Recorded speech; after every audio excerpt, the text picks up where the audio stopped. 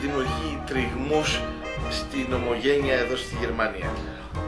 Ο κύριος Τσάντης, ο οποίος είναι υπεύθυνος για τις οργανώσεις εδώ της Γερμανίας του Πασόκ, τις κομματικές οργανώσεις, μου τόνισε τηλεφωνικώς ότι θα δούμε πρώτα τις εξελίξεις με το αν κερδίσει ο κύριος Βενιζέλος ή κερδίσει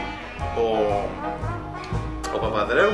Του ρώτησα, κύριε Τζάντη, τι θέλετε, εσείς θα είστε με τον Παπανδρέου ή με τον Βενιζέλο? Μου λέει, εμείς μας θέλουμε το κόμμα να συντηρηθεί, να κρατηθεί, να μην διασπαστεί και να μην χάσουμε και εδώ έδαφος με τη Γερμανία, στη Γερμανία μέσα, διότι έχουμε χρόνια παλέψει να έχουμε οργανωμένα στελέχη και δεν θέλουμε πλέον να χαθεί αυτή η προοπτική να ξαναγίνουμε κυβέρνηση.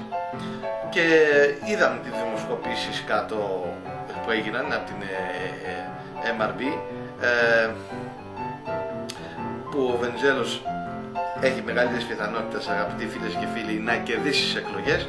Το είδανε και βλέπουνε μέχρι και είναι σε αναμονή εδώ ο κύριος Τσάντης και λοιποί στη Γερμανία όλων των οργανώσεων του τι θα γίνει, του τι μέρα γενέστε στις 11 Νοεμβρίου, δηλαδή την επόμενη Κυριακή που μας έρχεται.